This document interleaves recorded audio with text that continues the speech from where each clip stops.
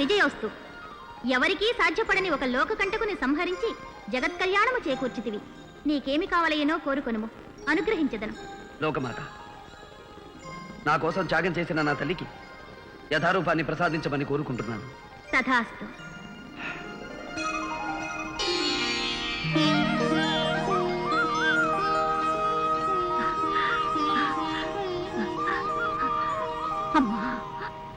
భేష్ విజయ్ కుమార, భేష్.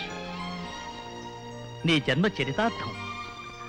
నాయనా విజయ, నిన్ను కన్న ఈ పుణ్యవతికి నేను అన్యాయం చేశాను. దాని ఫలితం ఉద్ధరిస్తారనుకున్న కొడుకులిద్దరూ నన్ను నిర్దాక్షిణ్యంగా బహిష్కరించారు. నిరాదరించి తిరస్కరించిన నీవే నన్ను రక్షించావు. నా కళ్ళు తెరిపించావు, అందర్నీ కలిపావు. అంతేకాదు నాయన, ధీరుడవై దుష్ట శక్తిని అంతం చేసి నా కుమార్తె ప్రాణం కాపాడాడు. మహారాజా, ఇదంతా నా ఘనత కాదు. నేను నిమిత్త మాత్రుణ్ణి. ముక్కోటి దేవతల ఆశీస్సులు, నా కన్న తల్లి దీవెన,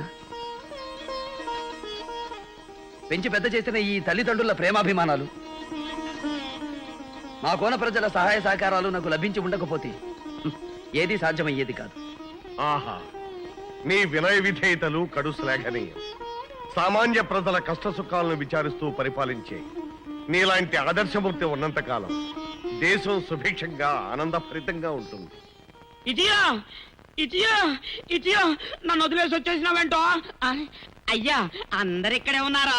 అమ్మా, గోడ దూకి వచ్చేసా. చంద్రప్రభ మహారాజా, నా కుమార్తె పద్మావతీ దేవిని మీ కుమారుడు విజయ్ చంద్ర ప్రతాపునకిచ్చి త్వరలో వివాహం జరిపించమని కోరుతున్నాను. అమ్మా, నాకు పెద్ద బాధ తప్పిందో. ఏమిటది? ఇక మీద మనం కోట గోడ దూకి రానక్కర్లేదు, దర్జాగా రావచ్చా.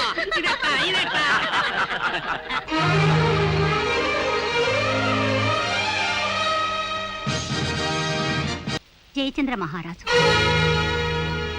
మహారాజా, మహారాజా, ఎన్నాళ్ళకు మిమ్మల్ని చూశాను. మీరు